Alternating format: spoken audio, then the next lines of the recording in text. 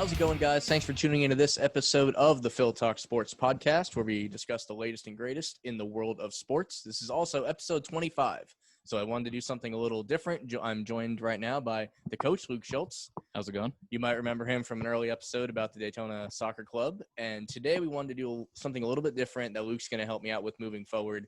We're going to start reviewing sports movies and TV shows. We're hoping to do these about once a month, and we figured the 25th episode special would be a good place to kick this off. So today we're actually, instead of a movie, we are going to do a TV show. We're going to do my favorite TV show of all time, at least involving sports, Friday Night Lights, the series. And recently, I guess not recently, early at the beginning of this year, as you see, I own the entire series. I lent it to Luke, and he recently finished it. So we figured it'd be a great time to just reflect on the whole show. All 5 seasons. We might cut this into 2 parts. We'll see where it goes with this. But just overall, how did you feel getting the series? Because it to me, it kind of changed my life, this whole show. Oh, yeah. So, I mean, it's heart-wrenching, like in some areas, and it's uplifting. It's very, for a sports show, it's emotional. Yeah. And it's realistic. And I think that's one reason it made such an impact on it. Like, I didn't actually watch it when it came out. I was like 10 years late. Me neither. I did not see an episode when it was on. I think it was ABC. I could be wrong, could be dead wrong. But, never even heard of it until it was done and over with and on Netflix. So yeah, it was like 06 to 10. And yes. It wasn't until I think you lent it to me back in 2019, and it took me like 6 months to get through the first season. Yeah, but then the pandemic hit. Yeah. The pandemic hit, and you were able to fly I through had it. time, so I went and barreled through it. Yeah. But yeah, Rotten Tomatoes has like a 97% on the show. Yeah. And they're extremely hard on, TV shows and movies. And after watching it, I understand why. Yeah, and sports, too, is a whole nother handicap. Because it's like you have to get the story right, and then you have to capture whatever sport correctly, too. Mm-hmm.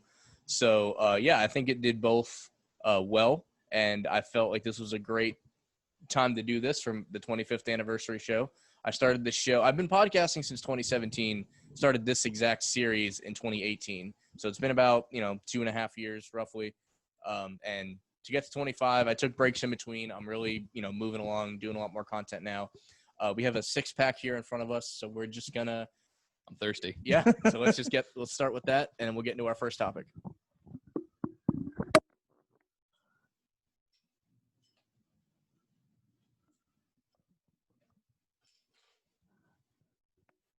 Cheers. Topic number 1, and this is just for me. I hate the movie.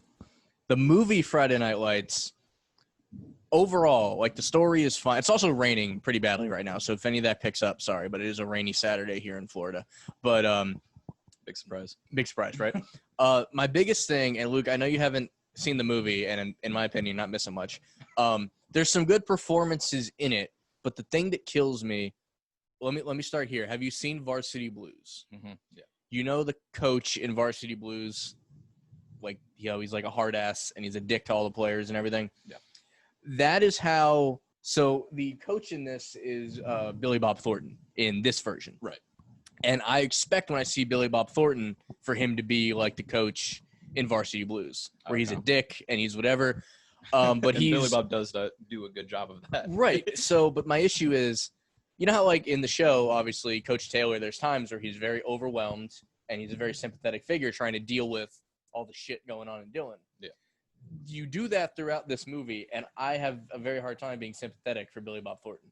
And I think that's where my, I can't feel bad for the guy. Like, I can't feel bad for a guy that smiles like this. So I haven't seen it myself. The only thing that I know about it is that they end up losing the game at the end. Spoilers. But and the thing is, again, I can't really judge it. I can't really review it because I haven't seen it. Sure. But I think that's something that's realistic, Yeah. And apparently that's, when I was reading the trivia on it, I read the trivia without even watching the movie. But that is close to what happened in real life, or like what the story is based on, or but except it was like a game before. I think in the movie it's the championship. Sure, yeah. And then in the real life it was like, in the playoffs. And then in the credits, post credits, it says the Panthers would go on to go undefeated and win state the next year. And I'm sitting here like, why didn't you make a movie about that season? You know, that was always my biggest gripe. Because it's not all roses, man. I mean, or at least make the movie show you both. Like, give me the low and the high. Give me the journey. They could have made a sequel. Yeah, that too. Yeah. Or at least give me, if you're gonna tell me that, give me some clips of it. That's true. You know what I mean? Like give me. Don't make me leave like I'm just like I'm upset that I even sat through this thing. I got you get to that point. But yeah, so those are my biggest gripes with the movie. I know a lot of people love the movie too. I was very excited. I did watch the show first, but I was very excited to get the movie because I didn't think.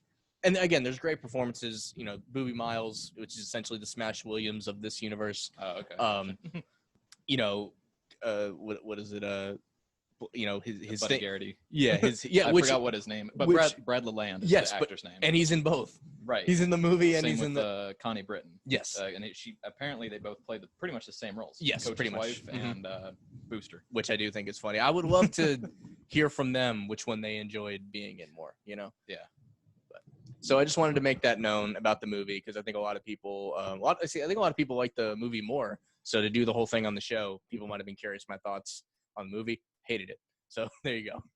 And again, if you know, as we do these, our plan is to do these once a month. We're probably going to do mostly movies, but I felt like this was a good place to start. If you ever get a chance to watch it, let me know if I'm wrong, but that's always been my opinion on it. I'll have to borrow from you. Yep, I got it. One thing I want to note, one thing I want to note, though, this show compared to other shows that I don't want to use the word center around sports, but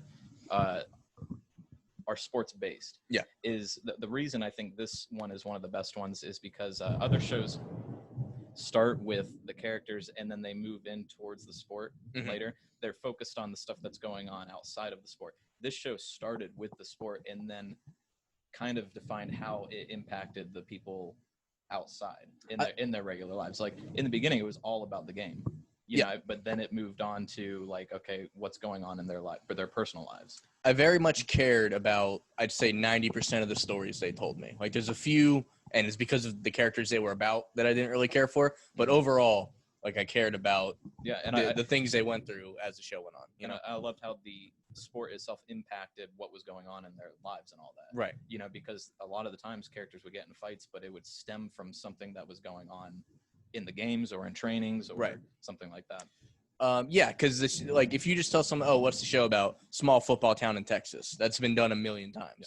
But for them to really create this world where you get to the point that you almost feel like you know the town. Like if you got dropped into that town, you would know how to get to the bar, to the, to Buddy's the landing strip, wherever. Like they really do create a world over 5 seasons. So all right, so we're going to get into the beginning of the show. We had to take a small break because the thunder and lightning out here got ridiculous for a good 20 minutes or so. Shut off the computer twice. Yeah, shut off the computer twice. We actually tried one other time, and it didn't work, but I have faith in this one.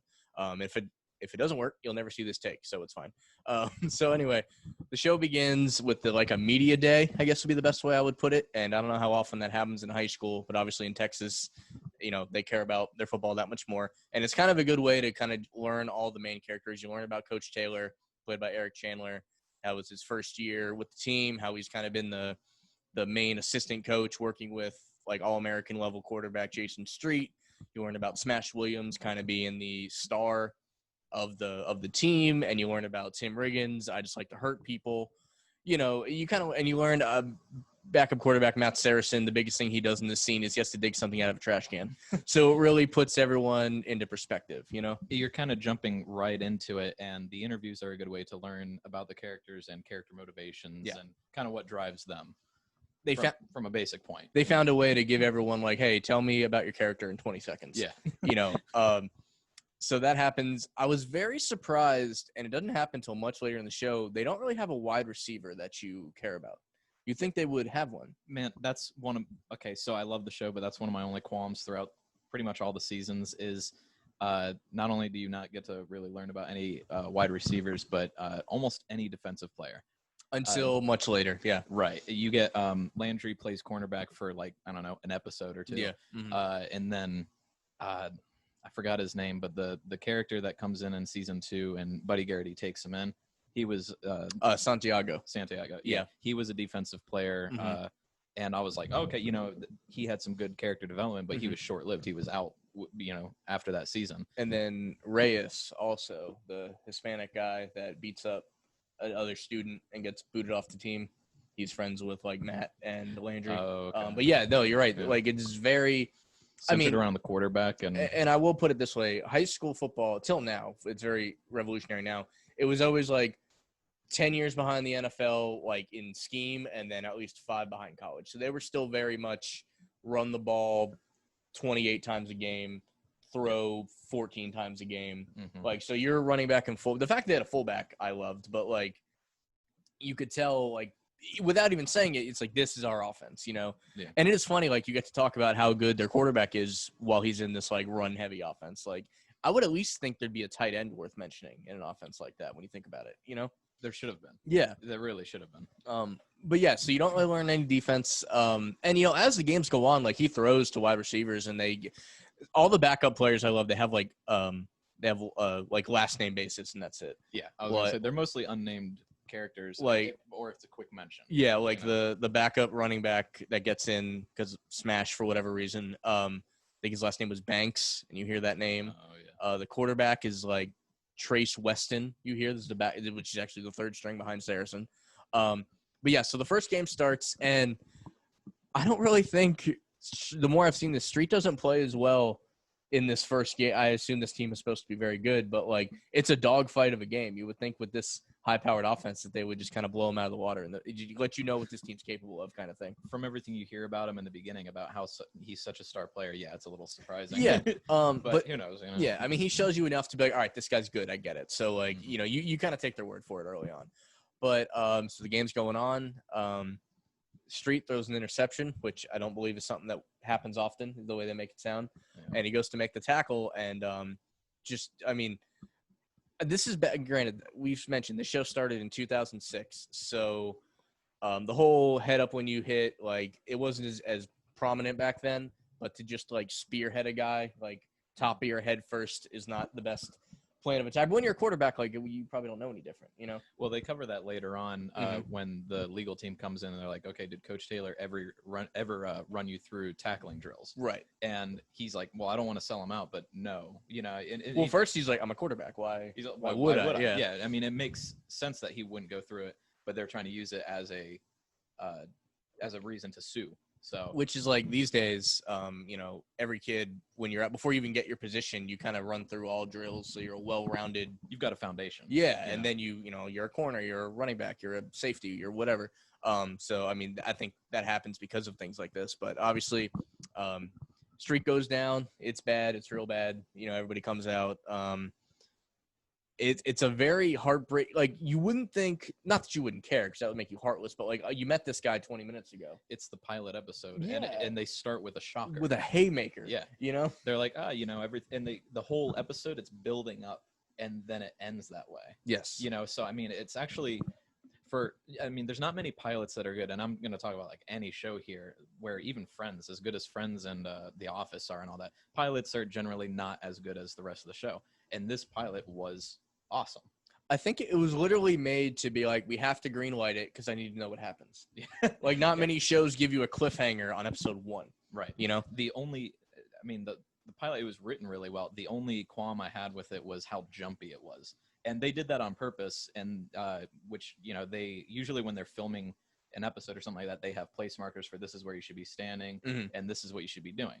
Well, they decided to let them go ahead and kind of do whatever they were going to do. Right. And so they had 3 cameramen following them around. So it made things jumpy. And it was like the higher ups at NBC called after that episode, and they're like, okay, perfect. Other than this. Yeah. Fix the jumpiness. Yeah. I think the goal there is to make it seem like we're like first person. And more hectic because, you're in the middle of a game. There's 2 minutes left. You're tied or you're losing. Like, but even earlier on. Yeah. I think they were trying to make you feel almost like you were on the field. You were just another player. Yes. Witnessing all this. Which I understand that, but So Matt Saracen goes in, throws what I'm convinced is a 87-yard Hail Mary. Someone pointed this out to me, and like, I don't like to poke a bunch of holes, but like, they're on the 40, and when they cut to the scene where he's throwing, he's on like the other 40. Like, he's back a whole nother like 20 yards. Yeah, I don't think I would have ever noticed that, but I did see someone point that out one time. Miraculously, I love those goofs though. There was one time Coach Taylor's talking to Smash, and it keeps showing Coach from behind and then in front. And whenever it's showing him from the front, he's got his sunglasses on. From behind, his sunglasses are off. And I'm like, he just keeps on switching them real quick in between each. Smash, listen to me. Yeah, no, that's those goofs are always fun to point out, though. Yeah, the issues with consistency or whatever you would call it. Yeah. So the Hail Mary is complete. They win the game. You're as happy as you can be knowing that. And really, I don't know any other, like you've seen concussion stuff and injuries in sports movies and shows, but the thing that always that hits me in this scene is when they have to saw his helmet off his head. And I don't think I've ever seen that in a movie. I'm sure that's how it really goes. They unscrew his face mask screw by screw, and then you have to saw off the helmet. Like, to me, that was the moment you realized it wasn't a concussion. It was way worse than that. Something with the neck or spine, and they can't move it. Right. But they need access at the same time. So, and I could only imagine what that would be like from a player's perspective. Yeah. I mean. And the one other thing I remember when he's on the field and they're saying, can you move your arms? And he kind of moves his fingers and he's like, okay, good. And he says, can you move your legs? And he goes, yes, sir. And he doesn't. But the EMT goes, okay, good. Because he doesn't want to startle him. Right. But it's very subtle. But it's like, oh, because you physically see him move his arms and his fingers, and his legs don't move at all. And you're like, oh boy. Like, that's what you realize how rough it is. So we kind of don't know as much about Street for he's going to be in surgery, he's going to be in bed, but you don't necessarily know right away what his fate's going to be. You kind of, you kind of wait for the happy ending there, and then it kind of focuses back to the team for a while. And he brings in, Saracen, and he asks him, when you throw that Hail Mary, were your eyes open or closed? And it was almost in one of my favorite moments where he says, no, sir, my eyes were wide open. Because it does give, fucking right. Like, that's, you want to be pumped. Like, you're rooting for him because, one, you think Matt's a good guy, and two, he's in no way prepared for this at all. Oh, yeah. He's just – it's like a vice president jumping in. Yeah.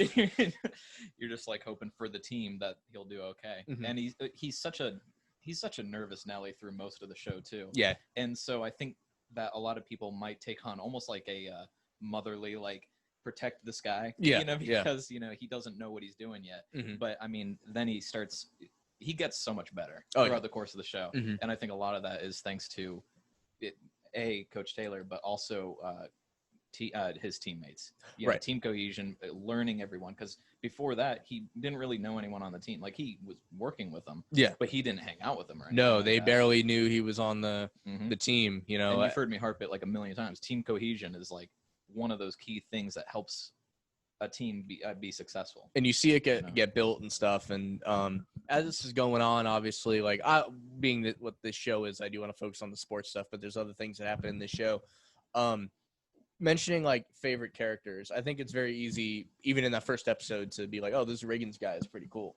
But then he starts, messing around with Street's girl, and you're like, oh no, I don't know if this is about to be my favorite character, and now I don't know. Right, and then he immediately. Are we allowed to curse on this? Absolutely. He immediately fucks up. Yeah, please do. And not only, you're mad at him. It's one of those situations you're also just as mad at her. Yeah. Because, and on top of the situation that's going on with Street at the same time, it's just, I mean, we've all been through high school. We've either all dealt with this or been close to it's happened that situation. You know someone that it happened to, or you were part of it. So it's extremely relatable, obviously. And then, I think we can also talk about, just as we'll talk about Tim Riggins here just for a minute, his drinking problem at age 17 and a half or 18, is next level. Did you hear what he did for the audition? No. He downed two. Oh, yeah? For the audition. He finished one tall boy. So okay. It's not even a regular beer. It's a 16 So it's ouncer. He downs one, and then he cracks open the second one before he even starts speaking for his audition. And so I thought that's really in character of him. But yeah, he definitely had a drinking problem, which I thought, sure, he's supposed to be playing a 17, 18-year-old, but with how much he drank, granted, he's working out all the time. So he's burning those carbs, but the dude would he'd have a little bit of a beer gut. See, within the next 10 years, he would definitely have one. Yeah, my thing with it's high school football players drinking beer is nothing new. Every football movie is gonna have that. But he's always got the level of it, anytime later the camera switches over to him, he's cracking open a new one. Later in the they do some pep rally thing, right? And Lila's there. It's after they break it off, and he's got like a cup in his hand. It's like almost empty. There might be beer in this. You can't really tell in the shot. But Lila goes, Jesus, Tim, it's 7 a.m. and you can barely stand, which is definitely stop from the night before. which is definitely a line that I loved. But as the show goes on, you really realize that like Smash Williams is the key to the success, and you kind of dig more into him of how cocky he is, but also it's because, at least in his mind, this isn't really the case because his mom is an MVP. Like, she's a strong, independent woman. You know, his mom was amazing. Yes, but he has this feeling, at least early in the show, that like my family's ticket. I'm gonna get them out of this apartment. I'm gonna get them. You know, I'm gonna go to college. I'm gonna do this. And while it might not be true in his head, like I'm the man of the house, which he is. He's the only man in his house. But like his mom's got it on lock, and I don't think he got enough credit. She didn't get enough credit. They were extremely driven, and the thing is, she had super high expectations for him. But I mean, I don't know. She was so hard on him, but in a good way. Yeah. You know, it was that tough love sort of thing, and I think, you know, with how involved she was with everything that she did for him and sacrificed for him, hats off to her. Yeah. She gets MVP. She's an MVP of season 1. Let's say MVP season 1. Absolutely. And then speaking of responsibilities like that, you look at like Matt Saracen's life and how he's like taking care of his grandma and stuff, who was like, you don't know what to think of her in the beginning because she's clearly not all there and everything. But I think like she grows on me anyway. Like you start to like, for what she is, like she becomes a lovable character after a while. I try to be as understanding as possible, especially as, you know, someone who works in the, you know, public school system, all that. You have to be. Right. But there's sometimes when she is yelling at him and all that, I'm like, just chill for a second, you know, like, that's your grandson. Right. And he's taking care of you. Right. But it's kind of funny because no one knew what was going on in his life. And nobody. He's got an extreme amount of baggage. Yeah. You know, and because after that first game, coach goes to, you know, talk to him, and he doesn't want to let him in the door. And he kind of he's almost Coach Taylor's his way. Yeah. He Coach Taylor's his way in, and he realizes like the world he's living in and everything. And it's funny because some students out there are having trouble with just, you know, working through high school, and that's understandable. Sure. But then others are dealing with, you know, he's dealing with a job. He is now the leader of a team, and he's taking care of her. So full-time job all the way through. So I'd say that's full-time. I don't think that gets talked about enough because he's a manager by like the end of season 1 at the chocolate freeze or the ice cream place that he works at, right? Or something like that, yeah, he's a manager, so he's got to be full-time at that point, right? He even gets smashed a job at some point. So definitely needs to be noted all the shit that he's going through, you know. There's another MVP. Yeah, MVP can we have multiple MVPs of every season. So as the season goes on, because we don't want to, you know, I want to go episode by episode or anything, but go ahead. I do have to say this, coming back to Tim and Lila, as scummy as that started out, and maybe that's, you know, a little harsh and all that, they ended up being, and I'm kind of skipping ahead down the road, they ended up being the couple that I rooted for the most. Okay. You know, and I ended up loving them as a couple, but it was only okay once Jason had okayed it. Yeah. You know, like once he was kind of okay with the whole situation. Once he moved on in life too. But I'm glad that he found out and was able to like kind of get, you know, like really give them shit for it, you know, because he deserved that. But yeah, it's just kind of funny. That's how good the writing is, I think, where they start you in such a bad place. Yeah. And they're able to, over time, you know, and it takes time. It's a painstaking process where you're like, oh my God, I actually like this couple now. Yeah. You know, like and they started out so bad. Right. But I think that's what's realistic about it, is sometimes there's people that you start out not liking, and then a year down the road, you know, they're your best friend or something like that, or you're in a relationship. Which definitely happens. And the thing with that couple, like you said, like you think you're gonna like Tim. I was never crazy about Lila in general, just because that's not a person. Like I was never like, you know, like the cheerleader thing is not as, you know, likable. And then she becomes extremely religious, which she kind of jumps to whatever's gonna make her comfortable at the time. Right. And she was a bit pushy about that too. Yeah. And it was clashing with his personality. And then they ended up, you know, but by season 3, I think she was fine. Yes. You know. So as the season rolls on, I think Matt, the first start he makes, they don't win. They're very close to, because he's still kind of figuring out the offense, figuring out what he can do well. It's like 90% Smash Williams the whole time anyway. And at the end, like coach wants to be mad, and he, you know, he's chewing on everybody, and he looks at Matt and he goes, "Good job, just not good enough." Like a way to like, he's not going to lay in on him because you're on your way though. Yeah. Yeah. And then, they do roll off. I love how every game, at least in season 1, they kind of – in other seasons, they just kind of drop you in to a game and like, oh, the Panthers are up 20-6 and they won the game. Like, they give you a play or two. But, like, the first season or two, really, every game has a story.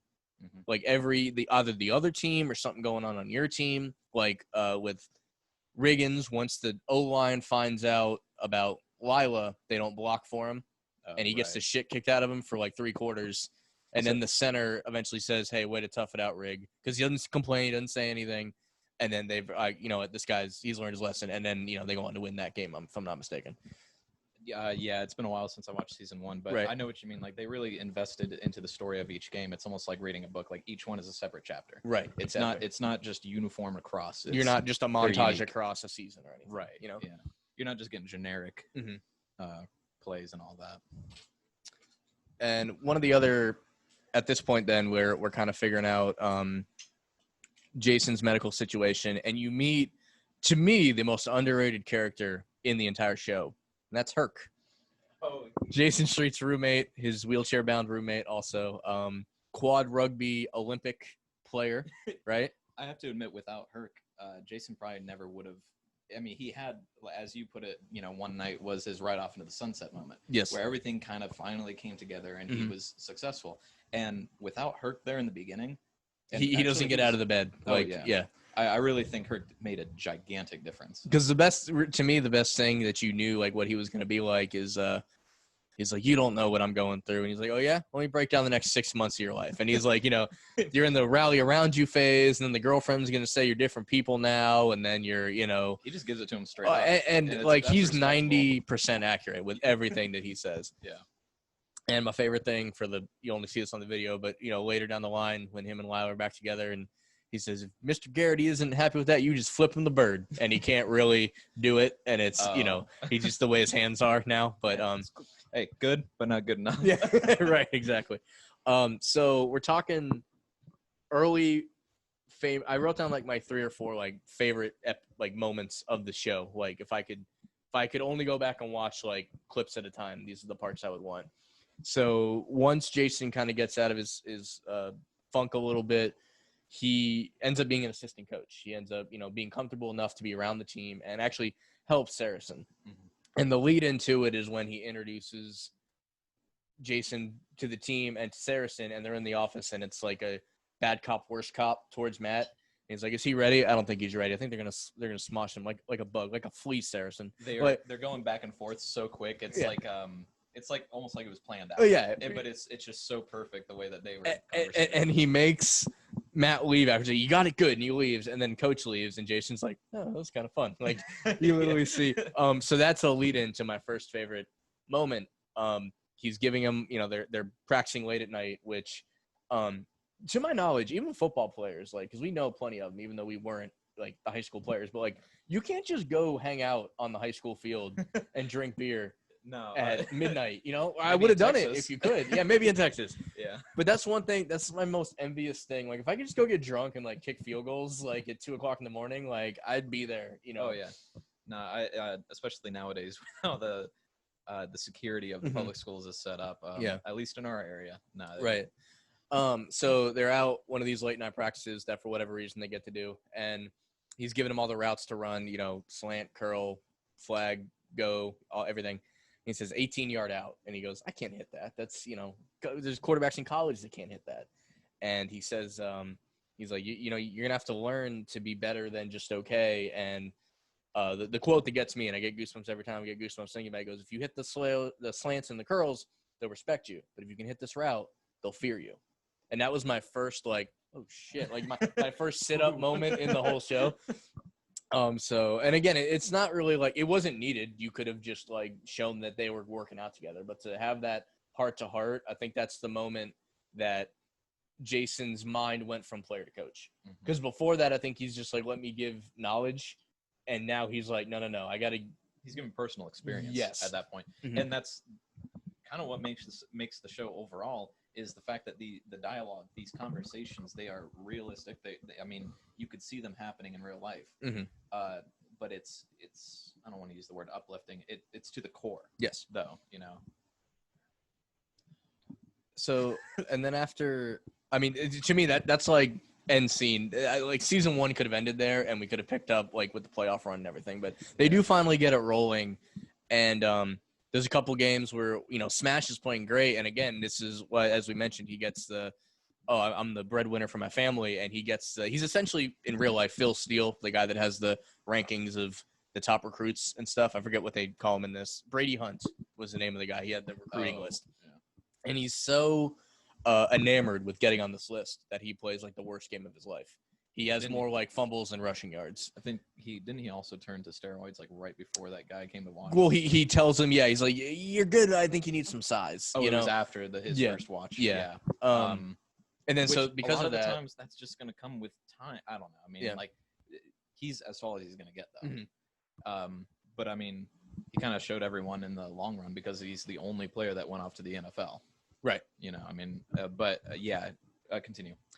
So in that, after that game or during that game and then in the next one, that's when Riggins kind of gets his time to shine, and he gets this like 2-week period of like sobriety where he's actually working out and he's like running, and he like, cause his brother Billy, who like, I don't care for him in the beginning and I end up liking him a lot, moving forward. Mm-hmm. But it's funny. He comes in from like a morning run and he's like, oh, there's Timmy Riggins, sober for what? Like 24 hours now, right? Like, yeah, but that's the thing. I mean, as much as he was trying to quit, Billy, again, didn't really like him as so much in the beginning, kind of the same way as you. He should have been supportive of it.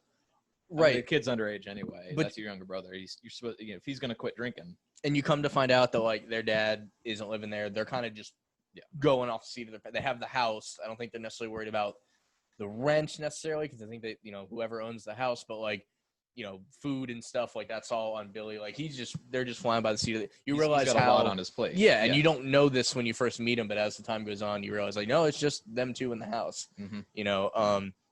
So, you move into right when Matt kind of is getting his rhythm going, they decide to bring in another quarterback because in 06 obviously was Katrina, and it was a New Orleans quarterback that was uplifted from the storm, Voodoo Tatum. Yeah. Who is one of the more interesting characters in the whole show. We don't see him for maybe 10 episodes total. But he's got a very interesting backstory. He makes a strong presence there, and then you get to see him later. Yes, and it's not too much later, but it's almost like, hey, you remember me? Yeah. And they did really good with him, I thought. Yeah. Interestingly enough, he was in Blue Mountain State. Was he? Yeah. He He was the other receiver, one of the high schoolers who came to check out Blue Mountain State. Oh, okay. And he was Shiloh's rival. Was that him? That's Voodoo. Okay, yeah. I remember that now. All right, yeah. I've actually seen him. Kind of a football actor. We were gonna mention this later, but like a lot of these guys, like I recognize from this show, from Friday Night Lights, and then they pop up in other things. That guy more so now because he's even been in like Black Mirror. He's been in some like episodes Voodoo? of Black. Yeah, Voodoo. Oh, okay, got it. And we watched a movie like a month or two ago that he was in, but like he's popped up more now than like he's had like a resurgence of roles that at least I've seen. That's good. Yeah.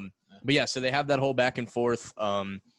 He's probably the better athlete. I think there's no doubt about that. But just raw talent. Yeah. But he can't be coached. I think the first time coach yells at him, he just leaves, and then they're back to Matt.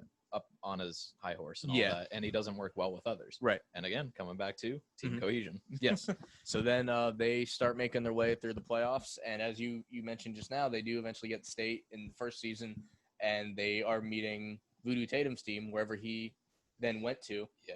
And he's on the other side of the coin now. And he has the night before the game, I think this first one is in the Cowboys Stadium because I do like every time they go to state because you get to see state, I think, like at least 3 times in the show. And it's always in a bit different. It's in the Cotton Bowl one time. It's in the Cowboys Stadium. And then I think it's at like University of Texas another time. Mm-hmm. But this first one I'm almost certain is in the Cowboys Stadium, the old one with the hole in the roof and everything. Pretty sure you're right about that, yeah. And Voodoo says, hey, Smash, let me talk to you. And he's like, hey, man, if you're here to trash talk, like I'm not trying to hear it. He goes, no. He basically mentions how this school illegally recruited him, which, to be fair, Dylan did also. Yeah. Thanks to Buddy, which we'll talk about Buddy here in a little bit. But so that happens, and then he's like, hey, they hooked me up with an apartment. He literally says, He's like, I got a swimming pool. And then in the same sentence, he goes, I got a dishwasher. Like, they're equally, like, luxurious situations. So, first season ends with Panthers win state on the totally ridiculous 18-yard out hook and ladder, which this show does a good job of making the football pretty realistic. Like, there's some, the 80-yard Hail Mary and then this, but everything in between, like, it's pretty realistic to me. Yeah, you got your short runs and whatnot. Yeah, like, it's not all perfect. Right, and then this just tearing down the field all the time. And, like, there's a preference for this, like, Boise State with their hook and ladders and stuff. Like, so, like, this has been done, but for it to be done in a high school game is a little far-fetched, but, like, you're happy enough that they win. They're state champions. They're state champs, and the first season ends. We're expecting greatness, right?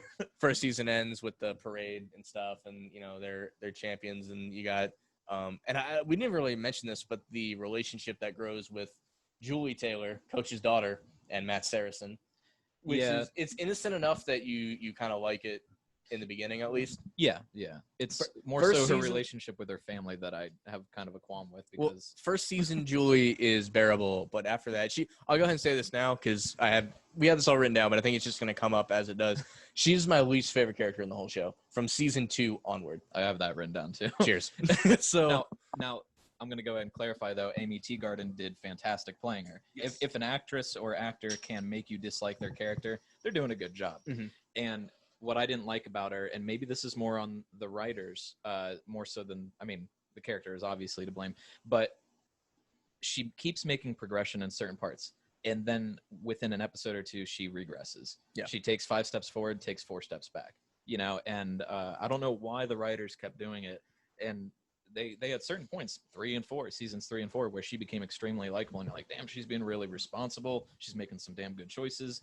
And then you watch other scenes, and she becomes a brat again. Mm-hmm. And because of that, she was my least favorite character. I mean, you almost think like she ends up where you think, and we haven't even mentioned her yet, where Tyra is, you would think would go, which is Tyra was Jim's girlfriend when the show starts, and you end up kind of just learning about her journey as the show goes on. She's not a cheerleader, she's not a football player, she's just a student that's friends with everybody, and like she's almost like the palate cleanser. Like none of her problems are football related, none of her problems are anything. So it's like she was almost used to like fill gaps in between, like.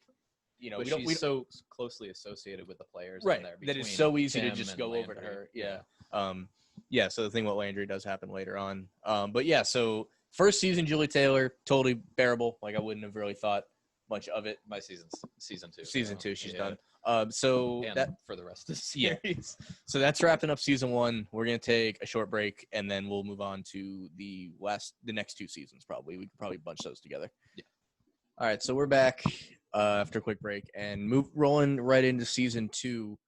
At the end of season 1 is actually a kind of a plot twist there, where Coach Taylor takes a quarterback coach job for the fictional TMU, Texas Methodist University, who in real life is actually Texas State. That's the logo and the colors in the stadium that they use. So when the season starts, they actually have a different coach who, honestly, it's not a name that I remember. He's not around for very long. He's way too hard on them, though. Yeah. I think he's just trying to come in and he's trying to make a name and whatnot.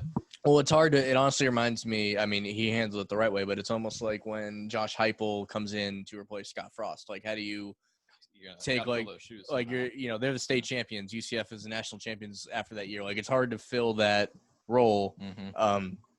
So I think he's trying to put his stamp on it, and it's a little too hard.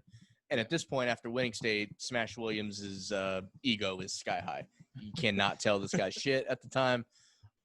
So in the first game, him and Saracen have this like fight. Like, they win the game, but there's a big fight at the end of the game. Yeah, which is kind of embarrassing for especially how professional. I mean, granted, it's high school football. But but Coach Taylor ran a tight ship. Yes, exactly. It's an embarrassment. Right. So they lose that game, or they win that game, and there's a big brawl at the end. And Buddy Garrity, who we haven't touched on yet, I guess now would be the good time. He is the ultimate booster for college or high school in this case. That he's everything when you hear about boosters like doing too much, like that's what he is. Epitome. But he basically takes this as a way to bring it to the school board to get this guy fired, and he even talks Coach Taylor into meeting him about halfway and basically convinces him to leave the college job. He's and the scheme maker. He's the scheme maker and brings it back. And I mean, you see a couple of early spots of coach at the new job, and like he's doing the quarterback thing, and his thing, the way he like worked with Matt Saracen and everything, it was a long time coming. It was a whole season of work to get him at the level he did. They show him working with like the third string quarterback or whatever, and the coach is, how is so and so doing? He's like, I think if we have him come along, he's like, if you can't get the offense down, cut him. And that's just not. That's the difference between high school and college football is everything's so much quicker. It's so much more. We need it now. We don't have time for this building or anything like that. If he doesn't have it, he's gone. Right. And I think that's even the way he puts it. It's like, if you can't learn it, cut him. Like we'll have you work on someone who does get it. I think maybe it's just the pressure on the head coach. There's too much riding there. You know, compared to like a public school system where it's, I don't want to say more lax, but it's definitely a different game. Right. I mean, because up until recently, your high school kids, like your players are your players. Like those are who you have to work with. So you're one of my favorite coaching quotes, which we might actually have to bring up again in the next ones we do with this. It's Eagles coach from the 80s, Dick Vermeil, saying, we're not going to go out and get a lot of players all of a sudden. We have to make people we have better. And that's what coaching is. And that's, I think that's the way Coach Taylor would look at that. So he's starting to see that the grass isn't always greener on the other side.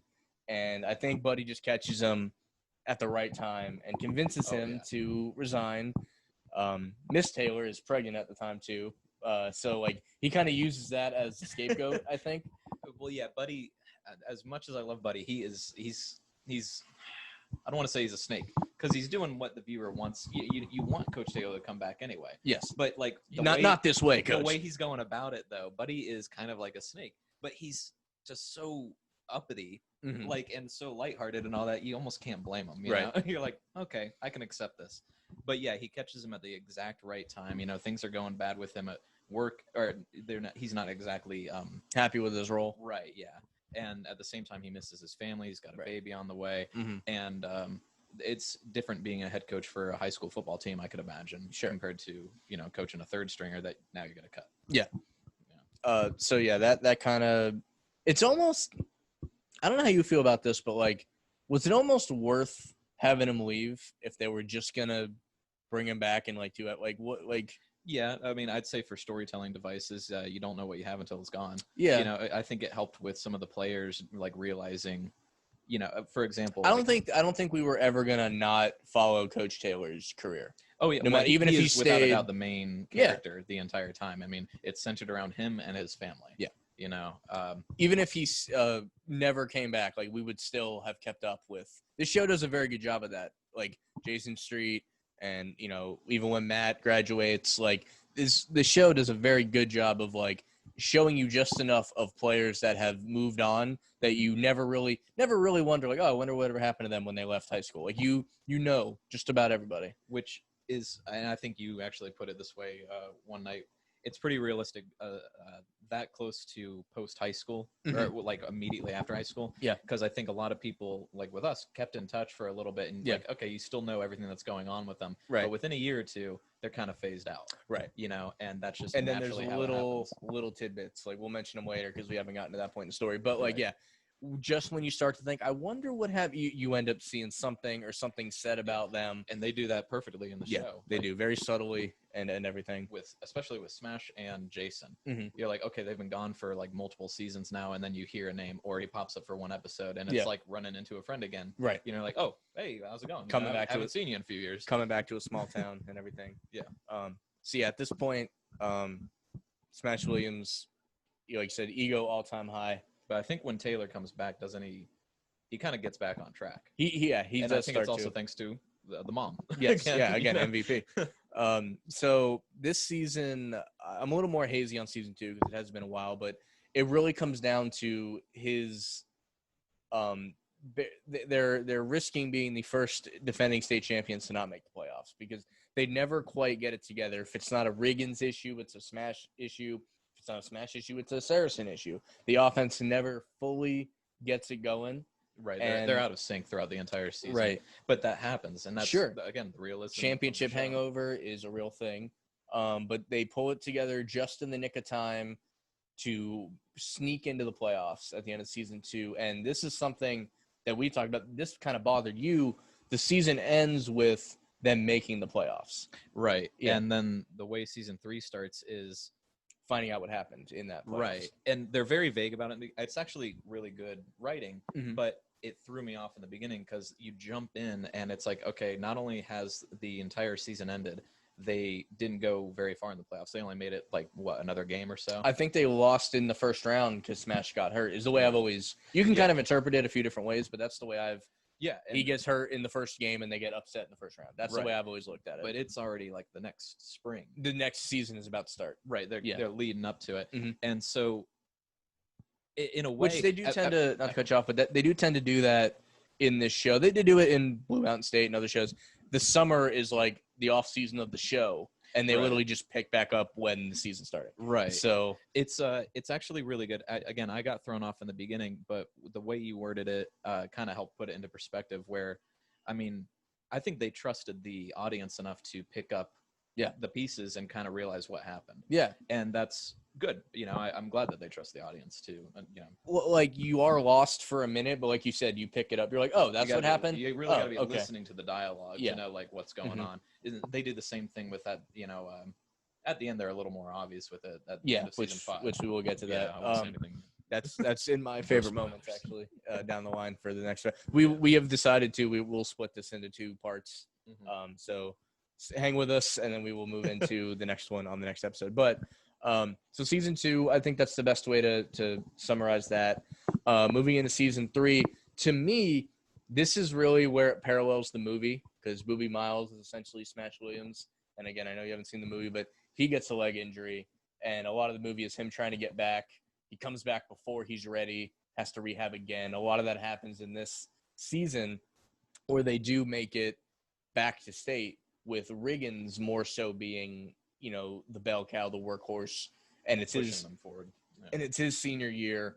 He also has college interests, or college being interested in him. I don't know that he loves football, but I don't know that he loves it enough to go to college, as kind of where we go with that. He was the most hesitant out of everyone, but Lila and Billy were really pushing him for it. Yeah. And that was great. He had a fantastic support system with season 3. I think season 3, him and Lila were together at that point. Yeah. You know, and I love that couple together. That you know, again, once Jason okayed it, they were fine. Yep. And then Billy was becoming a better brother as time went on too. Right. And one of the highlights of season 3 for me was when he put together a highlight reel of like all of Billy's best plays. Yes. And he was showing it to everyone he could, trying to get him known, and it worked. You know, I love how transparent Billy is, Tim's brother, about everything, because he goes to coach and he says, listen, I don't know what I'm supposed to do here, but I know this is his only real shot to do something. So if there's anything I can do to make that more a reality, like I need to know what that is. And he's an upfront guy. Yeah. That's the thing, is he is deep. Yeah. But he's a clear lake. Like you can see all the way through, you know. That's a great way to put it. Clear lake. There's some people in the show who are shallow pools, you know. Yeah. But he is a clear lake. Okay. I like that. That's good. So yeah, they do make it all the way to state. And another reason, obviously, why I think they, this season mirrors the movie more than anything. And it will be the last time the movie's mentioned, because after that they're doing their own thing. But because they do go to state and they do lose, which it was rough to see. But after seeing them win state once, seeing them go to the playoffs, see them make the run, you accepted. Like, listen, they're not going to win it every year. Right. TV show or not, you can't do that. You can't have them winning. You know, to me, real life. Yeah, the second season was enough of a cop out. But I think if you're watching it live when it was airing episodically, you had no reason not to think they weren't going to win it again. And they were just short enough. And Coach does this great speech about how, like, I've never been more proud of a team before. I'm in awe of you gentlemen, all that sort of thing. I think it's one thing it's important to note in this season, as it's kind of like going through its highs and lows. Landry actually joins the team. Matt gets him on the team. He's kind of he's a bench warmer at first. I think you mentioned they have him play corner. Not great at it. They switch him to like tight end, and he makes a couple plays here and there. And this is also another part I wanted to throw in there, is it's like his first or second game on the team, and they're not playing well, and they're like, I don't know what we should do. And he's like, well, maybe the team works better together than apart. And everyone's ready to dismiss him. Like, Landry, shut up. Coach says, no, what did you just say? And he, to long short it, at the end, he says, we can either win together or lose alone. And that's my second other big moment, because he also says, and this part spoke to me, where he says, I'm nowhere near the most talented person in this room, and it is an honor just to stand in this room with you guys. And then he ends it with the, we can either win together or lose alone, because he's easily one of the most self-aware people in the whole show. Oh yeah, and Jesse Plemons did fantastic. Unless it comes to his music career, and that's the case. He's the most delusional. Yeah, no. Well, okay. Crucial Victorious. Anyone? I liked the episode, and this is back in season 1, I believe, where he's got to basically tutor Tim, and then Tim ends up coming to see his Screamo concert, like at the end of the Sorry, episode. I missed it, man. Don't worry, we got a whole nother set. He's like, fuck. He's like, if you know the words, you can sing along. And he's like, but that I actually did like. But then again, I've always I love, but his music career later on did kind of it was a little weird. And I do love because they have him play, or he's tutoring him through like Of Mice and Men, I believe is the book. But it's like important because he's like, what does this book say to you? And he's like, doesn't want to respond. He's like, 2 best friends are ripped apart by a circumstance that nobody saw coming. You mean to tell me you can't relate that to your life in any way? No, Landry is, I don't know if he's MVP, but he's like the 6th man award. He's like, I mean, maybe I'm wrong, but does it kind of translate over a little bit to Rudy, where he's like, okay, he's not the most athletically inclined, but he's kind of the glue that can hold the team together. I definitely see that. My thing with that I would separate from that is, like, when we might do Rudy at some point, Rudy clearly loved Notre Dame the most, and then he loved football as an entity probably second. I don't know that Landry loved football. I think he liked it. I think he enjoyed it. I think he respected it a lot. And he respected his teammates. And I think once he got on it, it clicked into him more. But Landry never struck me as someone who, like, eat, breathe, slept football. That'd be my only difference with Rudy. Yeah. I just mean that there's always – and I think this even has happened in real life probably many, many, many times where the person who's not the most athletically inclined but is trying the hardest. He's the glue of the team. He has something special about that person that can bring people together. Because we all know the athlete that has the raw power, but then is selfish. That isn't looking out for the team's best interests. That's what a coach always wants is who can put the team before themselves. And Landry can do that. What's that quote you always say? He doesn't quite get it, but he's got spirit. Like that's that's Landry. And we haven't mentioned it to this point, but through this entire series up to this point, Coach Taylor refers to him as Lance.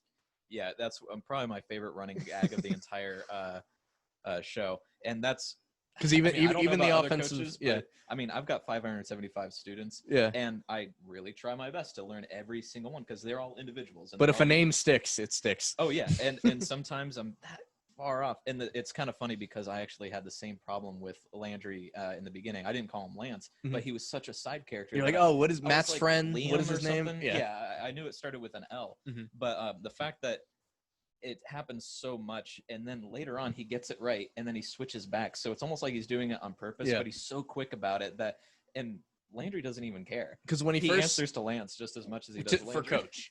Coach, he doesn't puts the team before. Because when he first joins the team, Mac, the offensive coordinator, he's like, "Who's 85 out there? Who's Landry?" He goes, "That Lance kid." And even the coach is like, "Oh, okay, yeah, I know who that is." That was a good impression. That Lance. That Lance kid. But yeah, that's probably one of my favorite running gags of the entire show. And I mean, Coach Taylor was just. I'm sure every coach has had that problem at some point. There's too many names, sometimes. Yeah. I mean, I've had, like, from my experience, like when I was in band, for example, there was another Phil. Shout out Phil Swegler, who's been on the show, fan of the show, probably be on again. He was upperclassman, so he got to be Phil. My middle name's John, so I was PJ. That was my name all through band. Yeah. And it took me a long time. Not that I minded it, but like people that knew me well still called me Phil. But I was PJ to a lot of people for a long time. Right. And, like, it's just a whole nother thing. Like, if I saw, like, my band director now, he'd probably still know me as PJ. And it's like, I haven't been called that in 10 years now, showing our age. But, it's just – but, yeah. So, season 3 comes to an end with a really strange – something we definitely never thought we would see, where they reopen the – I would call what it is, spade a spade, the poor side of this of the I'm sorry, town. but season 3, the whole like lead up to the ending and all that actually gives me chills because it was so well written. Yeah. Okay, so I'm gonna say season 1 was my least favorite, and I'm sorry, still was really good. Don't Mm-hmm. get me wrong. Yeah. If I had to grade, I'd give it like a 90%. Yeah. Season 2 got just a little bit better. I'd give Mm-hmm. it like a 92. Season 3 was awesome. I And think 4 and 5 were also awesome. It's like Mhm. it took them just a couple steps to hit their stride, and Yeah. when they did, they nailed it. I think season 1 was necessary. Oh yeah, Everything I think it led the the foundation. Them winning state solidified the team, the coach, the players of being on that level. Yeah, and it was also the biggest season. It had 24 episodes, and I think that you kind of needed it to really understand the characters because they had a multitude of characters that they had to cover, and the difference between a TV show and a movie is how much depth you can put into your characters and development. Because realistically, you could have ended the show in one season.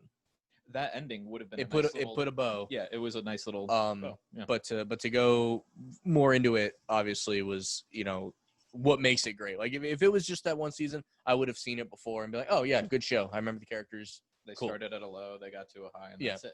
But what's great about the show is it doesn't always stay up there. No, you got to come down to something. You're really not you're never too high. There's times where you're very low. Mm-hmm.